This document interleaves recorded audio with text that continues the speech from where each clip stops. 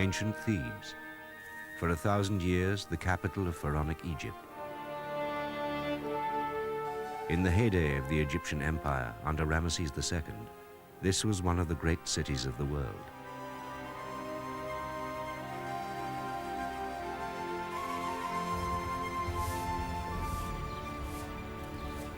And it is Thebes, modern Luxor, which is the scene of an extraordinary archaeological mystery story which is still unfolding. The discovery of a lost tomb, a tomb known as kv5.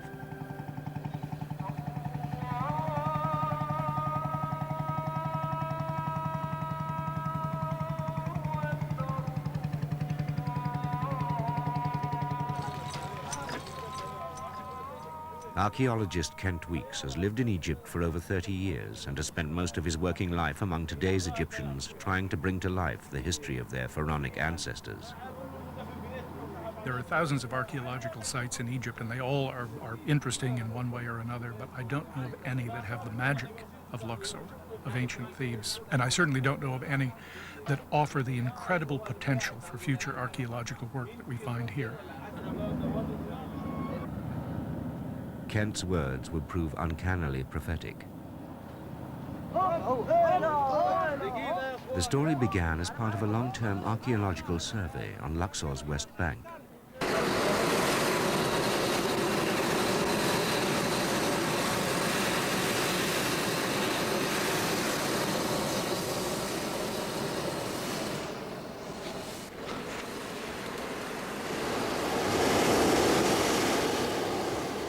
For 20 years now, Kent Weeks has been trying to make a definitive map of the tombs and monuments of the Valley of the Kings and the Theban royal burial grounds, the necropolis.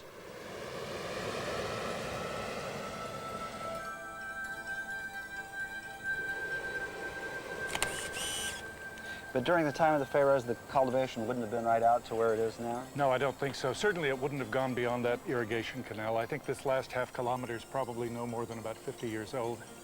The Nile flood probably came this far.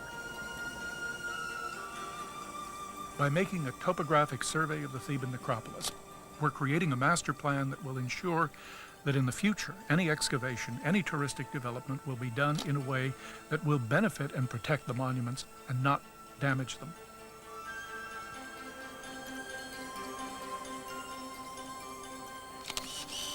But as the study of the Western Hills progressed, Kent began to notice discrepancies between today's plans and those of earlier explorers.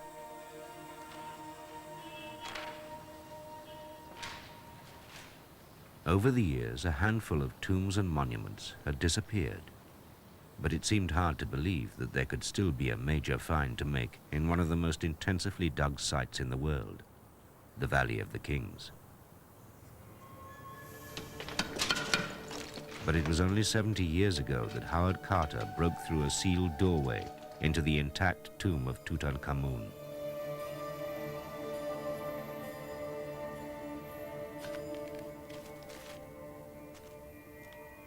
The splendor of the finds thrilled the archaeological establishment.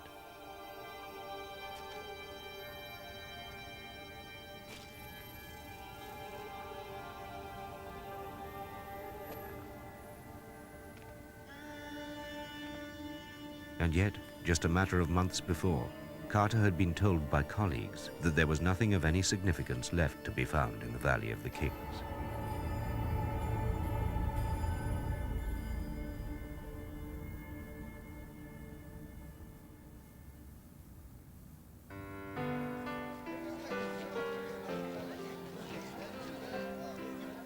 Carter had two things that I think every archaeologist should have. One, he had a knowledge of the area that he was working in that allowed him to work on hunches. And two, he had a stubbornness, a willingness to take risks. He persevered. And that's what makes an archaeologist in any area a success. The wonderful things that Carter had unearthed made the Valley of the Kings famous and sparked off a popular fascination with Egypt and archaeology.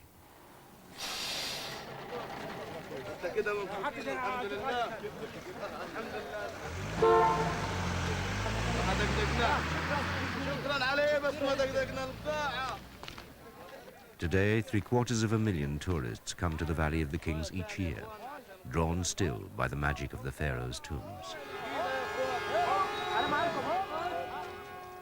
Kent believed, though, that there were still several unexplored tombs in the valley, right under the feet of the modern tourists. You can see the problem.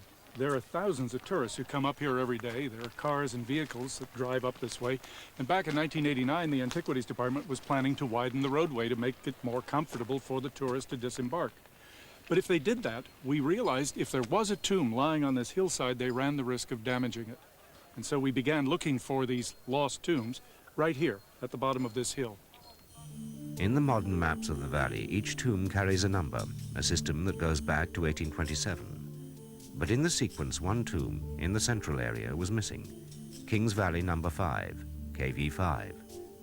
Where was kv5? To find out, Kent went back to records of the early 19th century when a number of European explorers visited the valley. Many noted what they saw in paintings, sketch maps, and diaries.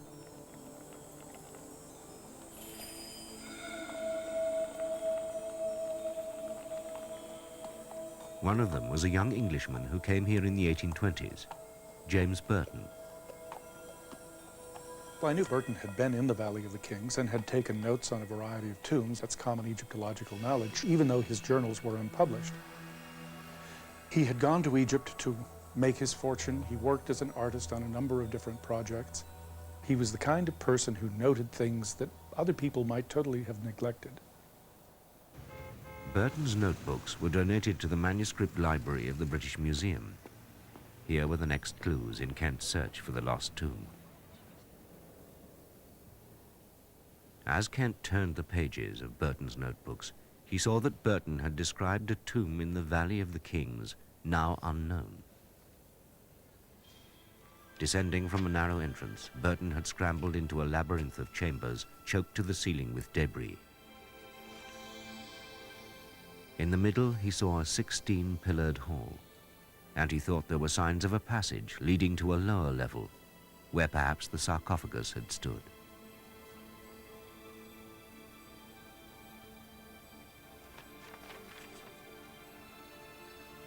On his sketch map, Burton also gave the approximate location of the tomb, right in the mouth of the Valley of the Kings.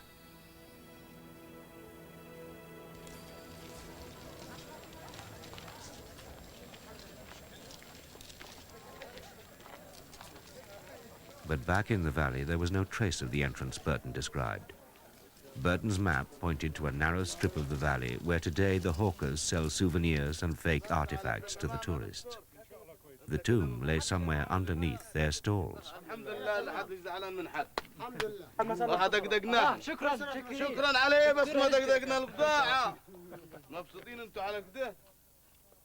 It's a coveted site, and the salesman took a lot of convincing that they should shift to make way for the archaeologists.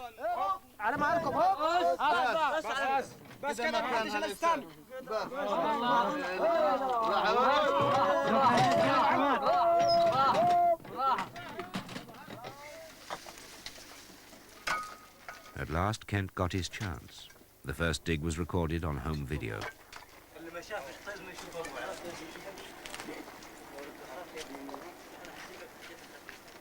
9 days in, on their second test trench, they found a doorway, just where Burton's map had marked it. But one would expect to find cartouches here, and presumably here, almost certainly here. And then the next opportunity to find them with any certainty would probably be over there. We'll clean that. From the doorway, a tunnel descended into the ground. It had escaped the attention of modern archaeologists by sheer chance. The area had been used as a dumping ground by Howard Carter in his 10-year search for Tutankhamun. The tomb had simply been covered by debris from Carter's dig.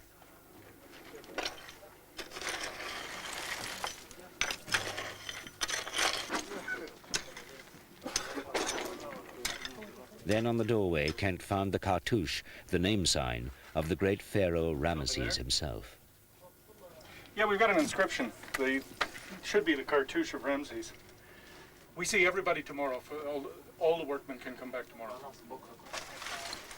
Ramesses' own tomb lay barely 100 meters away on the other side of the valley. So who was down here?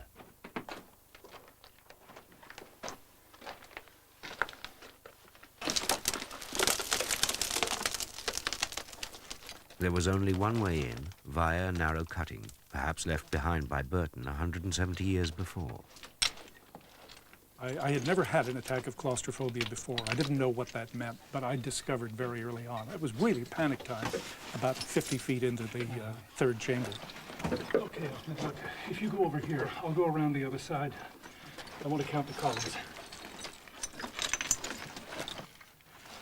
Crawling over the debris, crawling through areas where 10-ton blocks had fallen from the ceiling and realizing that, a hard hat wasn't going to do you the least bit of good, it made you a little bit nervous. Oh, Ahmed, it's bigger than I thought it was.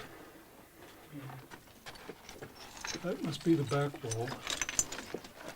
There's one pillar there, one here. Inside, they could make out the pillared hall Burton had described in his notebooks. And I think I see another over here. Do you see one over here? No. No? Okay. No. Burton said 16. I'm pretty sure he's right. Oh, there are a lot of cracks out there, but actually the ceiling's in better condition than I thought it was. This part looks absolutely stable. Yeah. It's going to be a lot of work cleaning this out. Then, on the ceiling, they saw the autograph of the last person to get in here. Incredible. Signed in lampblack. Burton, 1825.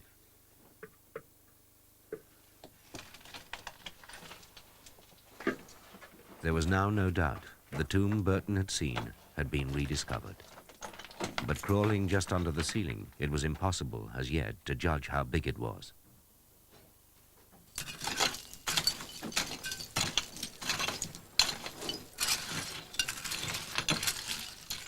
But what had left it in this devastated condition? Well, it never rains in Luxor, but once every 300 years or so, you get the mother of all rainstorms falling on the hillsides above the valley.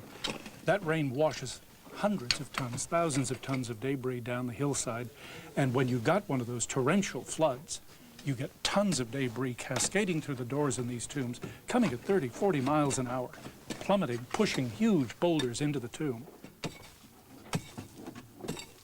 We had this happen in our tomb at least 10 times in the last 3,000 years.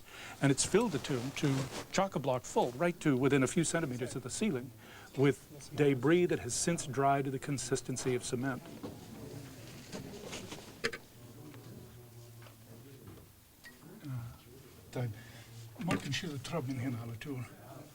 In 95% humidity, they began to clear the first two chambers. Down a little. Okay, target. Okay, reflector. Touch Hoya. It gave an insight into the methods of the ancient diggers who had hacked the tomb out of solid rock. The way in which they dug these tombs in ancient times, the way in which they took the debris out the door, is very little different from the way we're working today. We've got 2 men working, digging. So did they. We have a bucket brigade, the length of which depends on how far we are from the front door. So we have maybe 30 men who just pass buckets one to the other. It's exactly the same technique. And we know that because there's a workman's village, Darrow Medina, just over the hill, where 120 men whose children and grandchildren and great-great-great-great-grandchildren who were responsible for these tombs lived. They worked in 2 teams, the left gang, the right gang. They went in, often competing with each other to see who could work the fastest. And they timed their workday by using bowls of oil in which they floated a wick. The length of the wick determined the length of the workday. At this stage, Kent was still operating on a tiny academic grant and the financial support of a handful of well-wishers. The task ahead was daunting.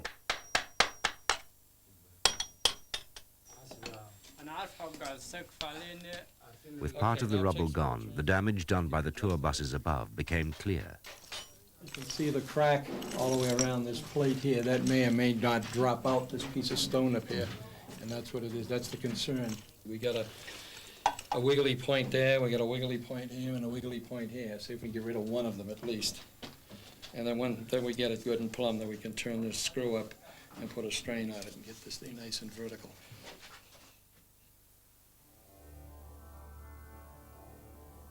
The layout of the tomb began to take shape.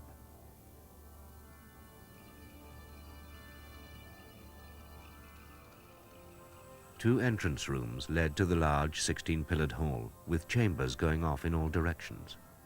But the depth of flood-borne debris still made it impossible to see how far this underground labyrinth really extended.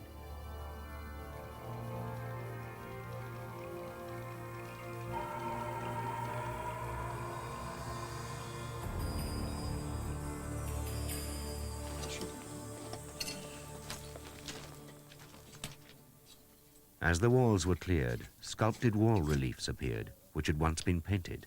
Okay, Ahmed, what I want to do is remove the dirt from here in that direction. Beside the text, These buried details Burton could not have seen. I think it's up there. And the king. And something that almost looks like the prow of a boat. That's what I'd like to see now. You know, Ahmed, you're the first person to see this in more than 3,000 years. Me? You. I'm lucky.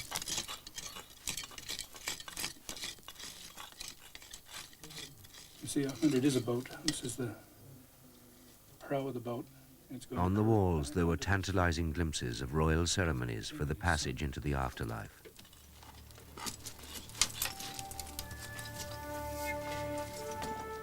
But who were the royal dead of kv5?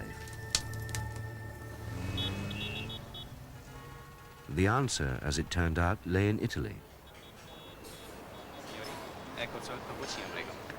Here in Turin is one of the world's greatest collections of Egyptian papyri, collected by Italian adventurers a century ago. They're now in the vaults of the Turin Museum. Day-to-day records from the time of Ramesses II and his successors. They include trial records concerning tomb robberies in the Valley of the Kings soon after Ramesses' day. And Kent hoped they might throw some light on the mystery of kv5. Now, the first mention of the robbery of the tomb of Ramses II is somewhere at the top of the column, isn't it? Yes, we are here at the end of the fourth line, the quarta linea. Let me write that down as we go. I'll transcribe it into hieroglyphs as you read it. Har arsa kedna siruten empai siha. In the key papyrus, one of a gang of robbers had been tortured to act as a witness for the prosecution against his companions. His evidence still survives today. The two accused, Usahet and Padwera, have stripped stones to break into the tomb of the Osiris king, Ramesses, the great god. As did the chief artisan, Panab, my father. Meanwhile, Kanena, the son of Ruta, did exactly the same in the tomb of the royal children of Ramesses, the great god. This is a very short text, but what we know from other papyri allow us to fill in some details. I doubt very much that this was the first time these fellows had robbed tombs. This is simply the first time their luck ran out and they got caught.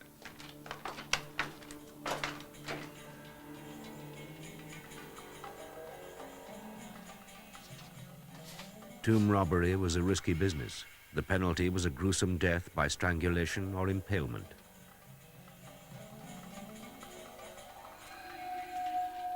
But if the robbers got away with it, the rewards were huge, as royal tombs were packed with treasure.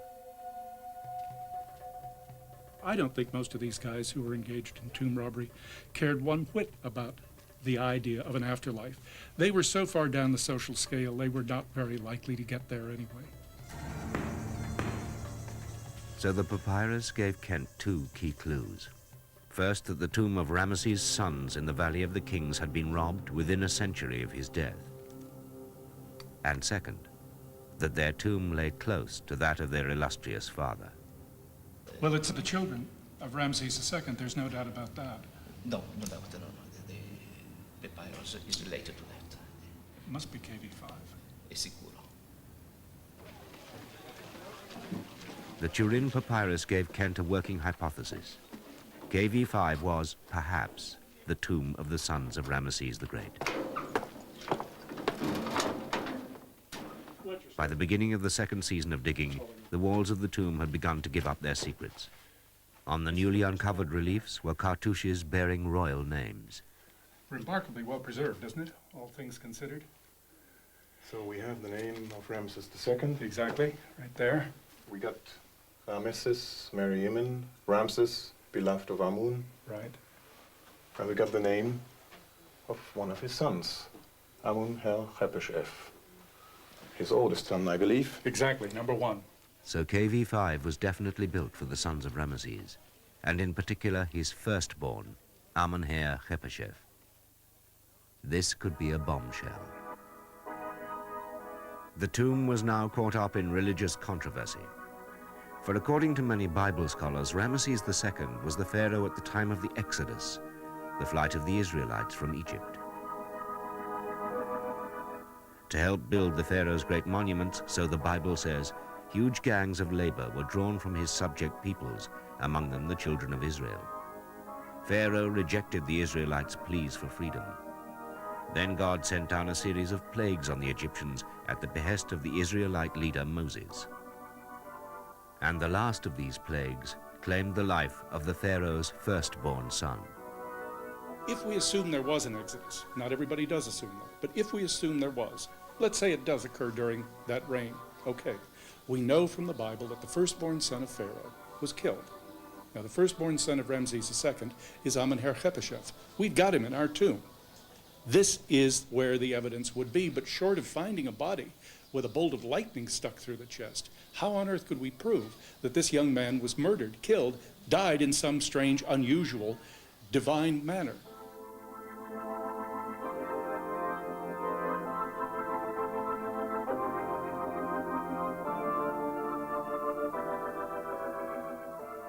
Why on earth would the Egyptians have mentioned the Exodus? It would have been one of the most humiliating events in their history. And they certainly would not mention it in a tomb where it would be carried with them for eternity. Whether the Exodus is historically accurate or not, the search for kv5 had now led Kent to Ramesses and his sons. But had there been any bodies in the tomb? At this point, he found the first traces of ancient bones. It's good, nice. This, I think, is probably part of the ulna. It's the mummy. يمكن, yeah, maybe. إن شاء الله في شوف إذا في حاجة تانية هنا. هذا بس الثلاثة هي تدول. It's finished. That's all. Okay. Yes. Great. Congratulations. Yes. Eagle eyes. It was at least possible that the bones could be from one of Ramesses' sons. There were plenty to choose from. Mary Amun right here. Exactly. Great. Mary Amun. Got that. Ramesses had more than 50 sons. He reigned for so long that 11 of his heirs died before him. So the question of how many of Ramesses' children were buried in the tomb was fraught with problems. It would be interesting to speculate, for example, that a number of the sons died simultaneously. Perhaps they were killed on the field of battle. Perhaps there was a plague that did them all in. Who knows? Maybe a palace intrigue. Possibilities are endless. It is possible that a number of them died at the same time, had to be interred at the same time, and that was the reason this was chosen. Kent now knew he was sitting on a potentially sensational find, the most exciting in the Valley of the Kings since Tutankhamun in 1922.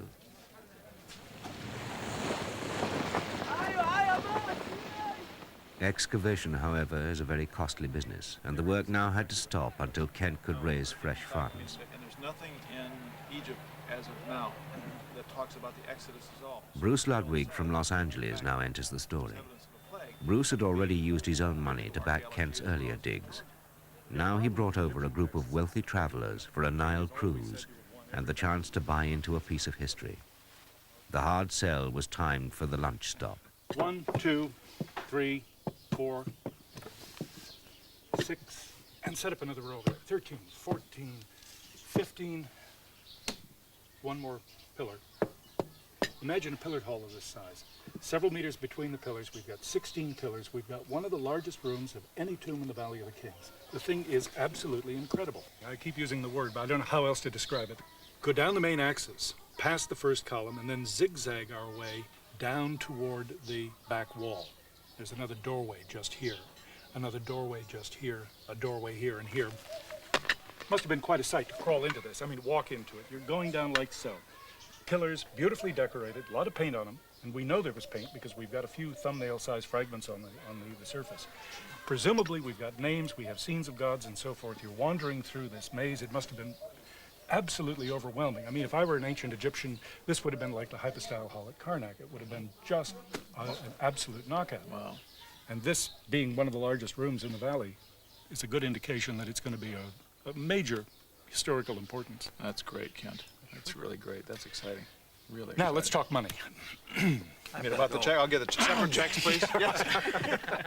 Okay. I knew it was coming down to that. Kent now had enough backing to take on his old team and a few extra workers for a further season's digging. Muhammad Ali Abdullah, Muhammad Mahmoud Hassan, Ahmed. Said Hussein Ahmed. نعم. His aim now was to push on beyond Burton's original handful of rooms to try to discover how far the tomb extended. But in which direction? Kent decided to try one of several blocked doorways which led off the central hall.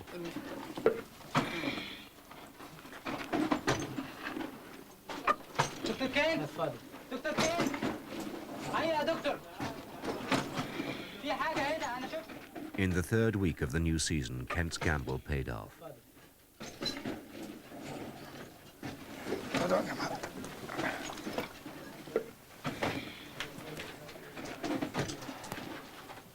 What have you got?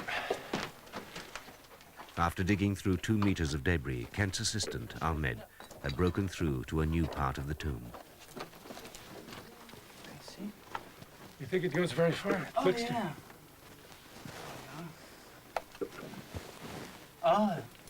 Oh my God. You know, this is about twice the size of what we've been through. Very big. It's huge. Well, congratulations, Ahmed. Very awesome. Shall we go inside? You can have the honors this time. I'll take the first next time. As they squeezed through the narrow opening, they could see that a much larger complex of rooms lay beyond. It's huge.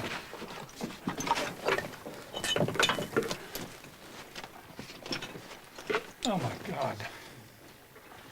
1, 2, 3, 4, 5, 6 doors on the right. Yeah. 2, 3, 4, 6 on the... Look at the end. أيوة. Let's go take a look. After you. I've never seen them. Look at this. Is that a statue? And the sides here are huge. The rooms are all about the same size. There's absolutely no trace of anyone having been in here, not in the last couple of thousand. Ah, you can stand up now. Last couple of thousand years. A long passage strewn with fallen stone led up to a junction with lateral corridors. Look at this. Oh. Must go down another 20 meters. There must be 40 chambers in here. And on this side is... They were now 75 meters from the entrance. goes on too. At the end of the main passage was a statue of the god of the underworld. Osiris. My God, that's lovely.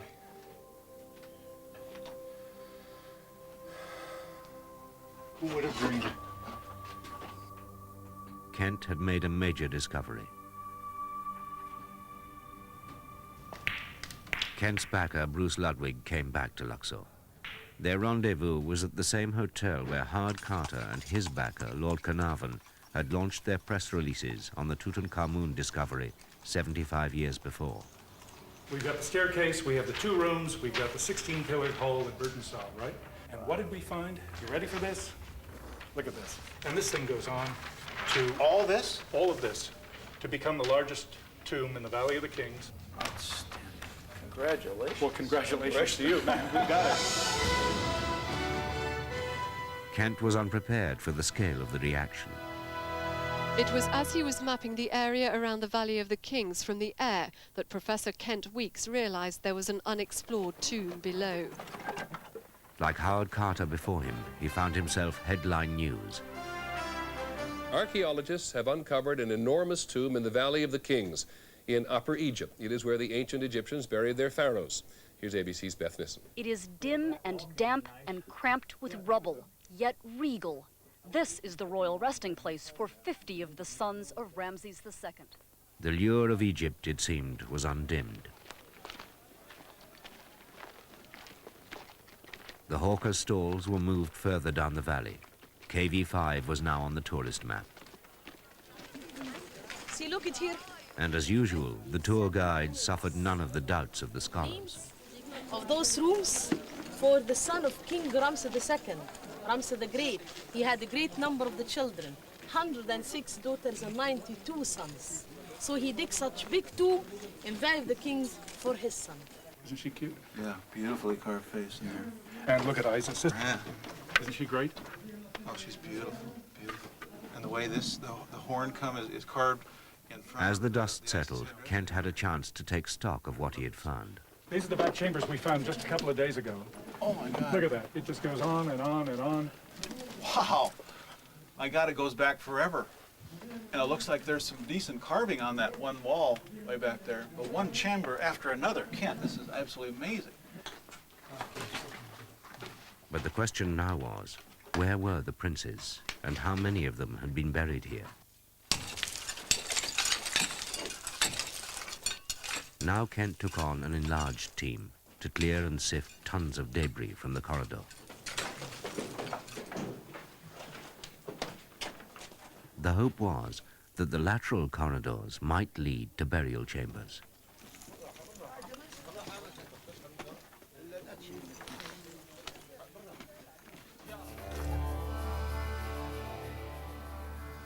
Kent now knew that the tomb was the biggest in the Valley of the Kings, with at least 67 rooms. But the scale and the layout were perplexing, without parallel in Egyptian tombs. Indeed, in the extraordinary elaboration of the plan, it was tempting to see the controlling mind of the great king Ramesses himself. A fitting monument, perhaps, for a living god-king to commemorate his dead sons. By that time, I'd convinced myself that the rooms we'd found were offering chapels, and that there were definitely burials someplace in the tomb. We began looking in the transverse corridor to the left of the Osiris statue, and suddenly it all came together. Here was a corridor sloping downward. Here was a corridor that, as we dug, had a floor that moved down at about a 15-degree angle. And lo and behold, we get 20 meters down that corridor, and we find a drop in the ceiling level, and not just a staircase, but that peculiar kind of staircase. The left third, the right third of which are steps, the central third is a ramp. Exactly the kind of staircase you would have in a tomb where the priests were intended to walk down on either side of a sarcophagus being slid down the ramp. There was no question at all in my mind. This was the way to the burial chamber. This was where we were going to find the sarcophagi and the mummies of the sons. And suddenly, one morning, the workman called me down, said, "Come see what we have found." And I rushed down there, and we had found nothing. A solid wall. They had just stopped work. They, the ancient Egyptians, not our workmen. It was a crushing disappointment. Perhaps, after all, the tomb had never been used. So, have you found anything that's really interesting? We found thousands of pieces of pottery, some statuary, fragmentary pieces of jewelry, the usual collection of things you'd expect to find in a burial. The public and the press, of course, expected royal mummies and treasure, but Kent had nothing to satisfy their curiosity. The layout of kv5 continued to puzzle him. If we do get answers to many of the questions we're asking, why did they build such a mausoleum when they'd never done it before? Why did they use a plan that they'd never used before? Why did they build a tomb that was designed for so many sons? Yeah, I think we're going to find clearly that Ramses II was doing something very different, something that had never been done before. But at the moment, the questions far outweigh the answers. This is not a cenotaph, a fake tomb. It's not some kind of memorial or shrine or temple. The only question is, where are the bodies? Kent knew that his hopes of finding an answer to this question most likely lay in the Egyptian way of death, in surviving traces of the mummification process by which royal bodies were preserved for the afterlife. A great deal is known about these elaborate funerary rites and the inventory of grave goods, furniture, and jewelry which accompanied the dead on the journey to the afterlife. However thorough the tomb robbers had been, it was still possible that traces of these remained in the debris. The magical amulets, for example, which were wrapped into the bandages in preparation for the last journey.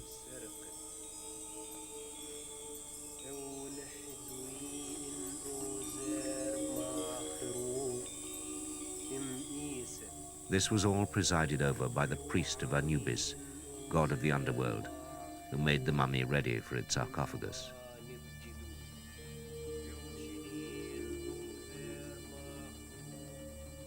With the canopic jars holding the vital organs, liver, lungs, stomach, and intestine. It's a canopic jar. A fragment of a canopic jar, anyway. It's the end of it. In the debris, Kent now found the crucial piece of evidence. These are the usual titles: the revered one before the god Osiris, beloved, son of the king, his beloved, Seti. This tiny fragment was part of a jar containing the embalmed organs of one of the sons of Ramesses. So the princes had been buried in kv5. As the search progressed, they found pieces of canopic jars naming 4 sons.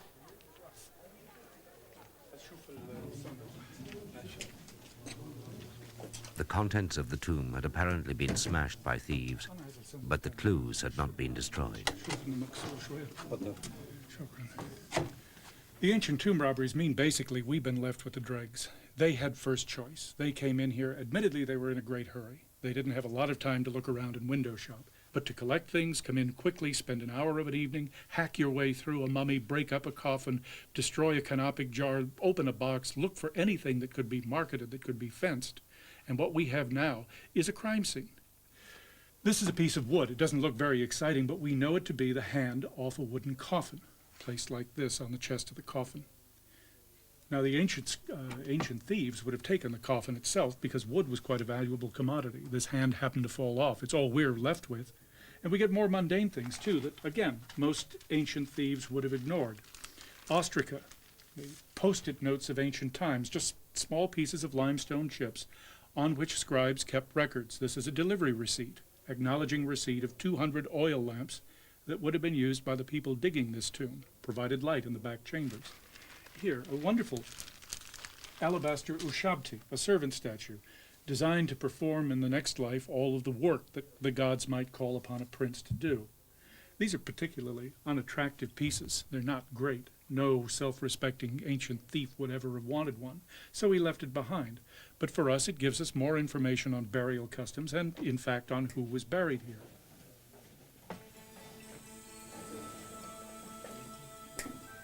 It's remarkable that the thieves in a country where people were so careful about preparation for the afterlife would have had such utter disregard for the religion, the funerary beliefs that this was founded on.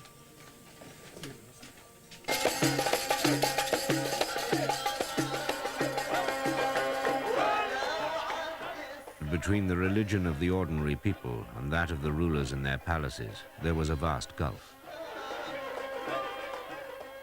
The villagers of the West Bank have never been frightened by the mystique of the pharaoh's tombs.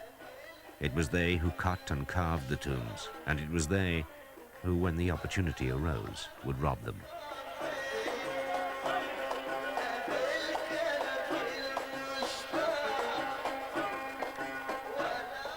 And in more modern times, one such robbery cast a dramatic light on Ramesses himself. A century ago, in this lonely gorge, a family of notorious tomb robbers, the Abd al-Rasul brothers, chanced on the hiding place of 17 royal mummies in an abandoned shaft in the Theban hills. Alarmed at the looting of the royal graves, the ancient priests had removed the mummies of some of the greatest pharaohs from the Valley of the Kings and reburied them in secret. Here they rested undetected for 3,000 years, till they were found by the modern robbers.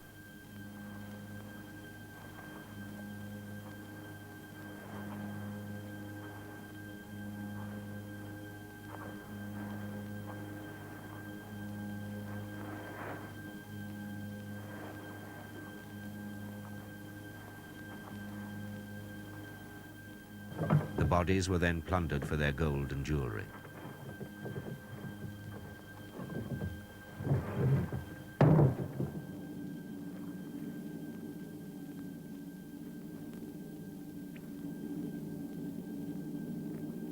They got selfish and began dumping large quantities of very unusual ushabtis and other objects on the international art market, and people in Cairo got suspicious. The Antiquities Department opened an investigation, and it didn't take long to discover that the Abdurrasuls were busily engaged in Luxor, robbing one of the great finds of the century. Finally, in 1881, the robbers were caught. The royal mummies were all recovered and taken by river to Cairo. And as they left Thebes, the local women wailed the ancient laments for the dead, just as their ancestors would have done for the kings of old.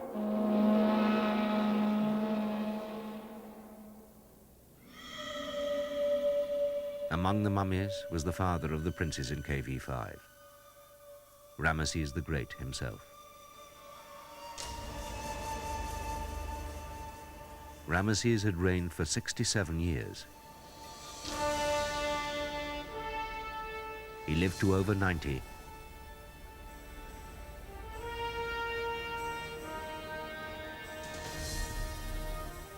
He left a chain of great monuments down the Nile, many showing his regard for his family, and especially for his favorite wife, Nefertari.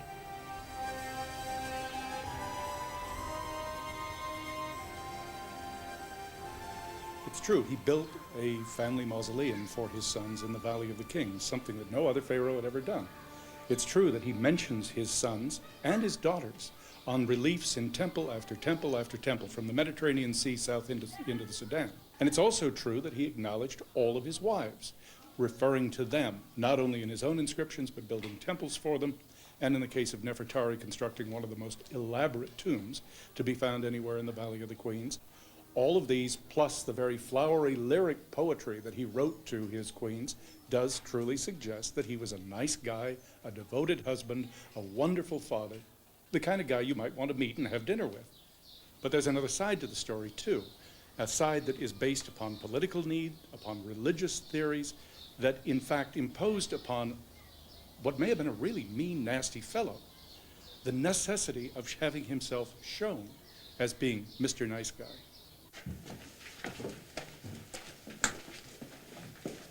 Meanwhile, back at the dig, there was another discovery. Underneath the entrance to the tomb, 2 sloping stairways were found, leading to a lower level. It now appeared the tomb had 2 stories. With around 150 rooms, it was now by far the biggest tomb ever found in Egypt. The mystery of kv5 only intensified.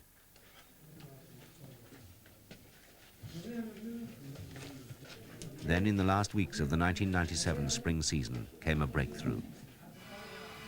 A skull was found. Not deep in the interior where Kent had expected, but in a pit under one of the chambers near the entrance. What is that black stuff over there in the corner? Is it cloth? Is it mummified cloth? Be careful of it. Beside it were fragments of mummy bandage.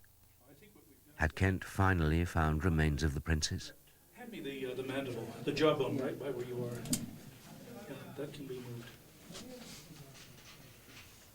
Thank you. Well, we have 3 molars. The wisdom teeth are there, but they're worn, late 20s, early 30s maybe. It probably is male. It's interesting, it's the right age for a son.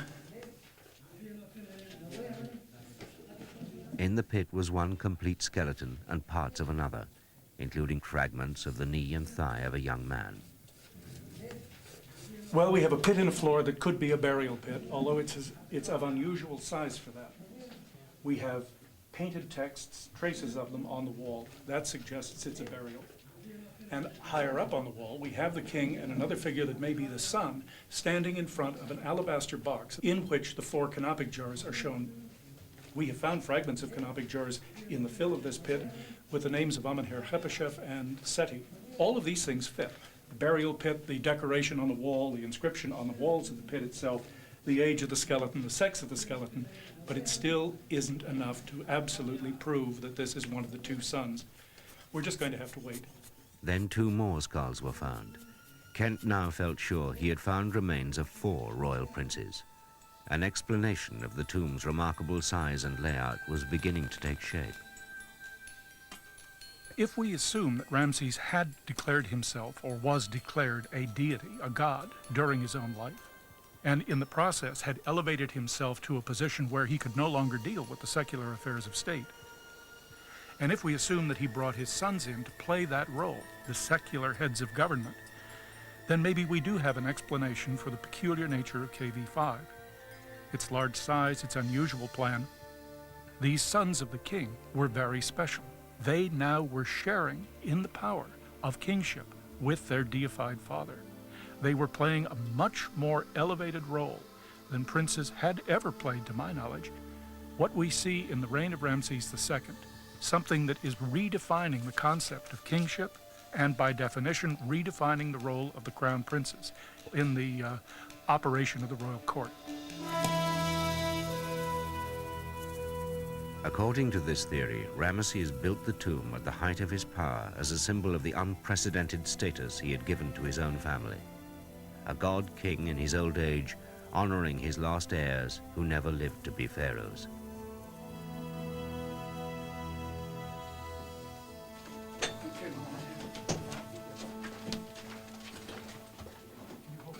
Then, only days from the end of the dig, there was a further twist in the tale. At the bottom of the southwest stairway, a new corridor was traced, heading out towards the tomb of Ramesses himself. Very good. How many more meters does it go? Yeah, I think about 16 meters. So were the real burial chambers still to be discovered? That would have to wait till the next season.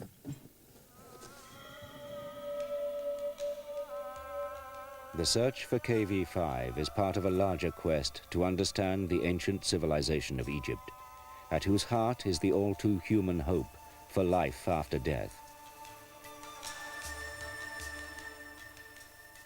And as archaeologists gradually make sense of the tomb, they will throw further light on the remarkable and enormous family of Egypt's greatest pharaoh.